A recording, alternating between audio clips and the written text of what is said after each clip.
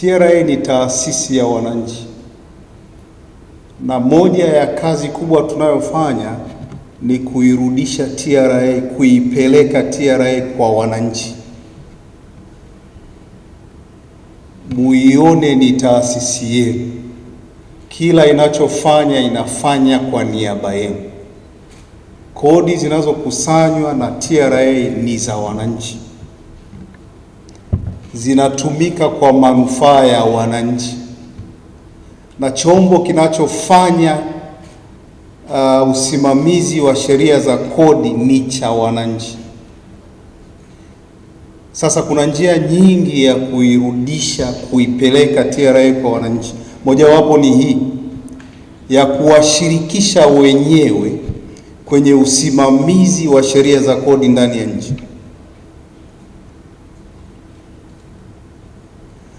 Kama asilimia kubwa ya Watanzania wanafanya shughuli zao za kiuchumi wao wenyewe, hawajaajiriwa, wengi hawajaajiriwa, wanafanya shughuli zao, ni lazima TRA iwezeshe biashara zao. Ni lazima iwezeshe biashara zao.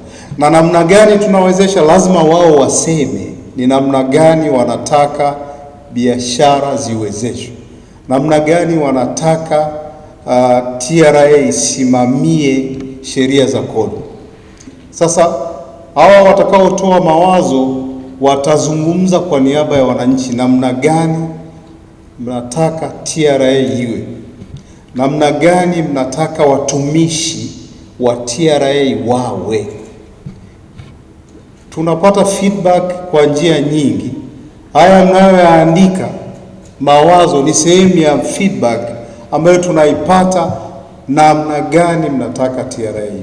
Kwa hiyo tutayathamini sana, na hii ndio sababu ya kuanzisha mchakato wa ubunifu kwa kuwashirikisha jamii, kwa kuwashirikisha wananchi.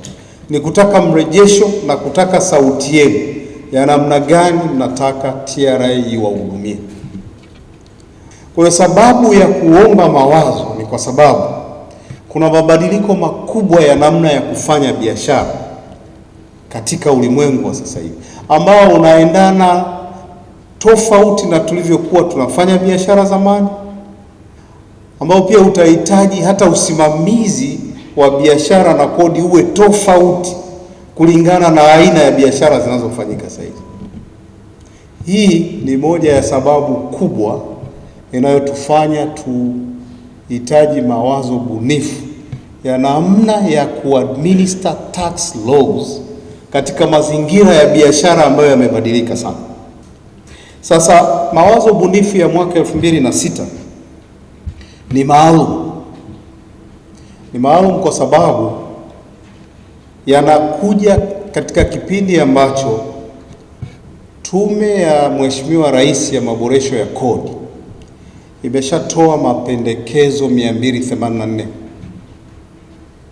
ya kuboresha mfumo wa kodi nchini. Imeshatoa na tumeshaanza kuyafanyia kazi.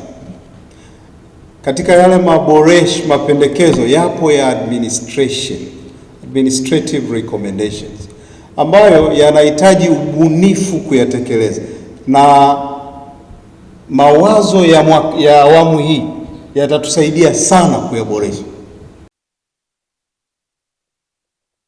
na kuongeza mapato ya serikali.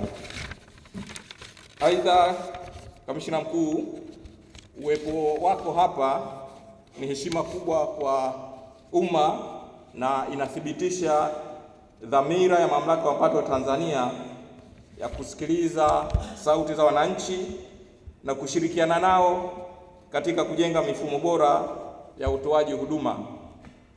Tunashukuru Kamishna Mkuu kwa kutenga muda wa kujumuika katika shughuli hii. Ndugu washiriki wote, kama tunavyofahamu kuwa dunia inabadilika kwa kasi, changamoto za usimamizi wa kodi zinahitaji fikra mpya na suluhisho bunifu. Sisi kama Mamlaka ya Mapato Tanzania tunaamini kuwa ubunifu haukai katika ofisi pekee, unaanzia kwa wafanyabiashara wanaopata huduma kila siku na wananchi kwa jumla. Ndio maana Leo tunazindua rasmi awamu ya pili ya kupokea mawazo bunifu kutoka kwa wananchi, ili kila Mtanzania mwenye wazo apewe nafasi ya kuchangia maendeleo ya nchi yake.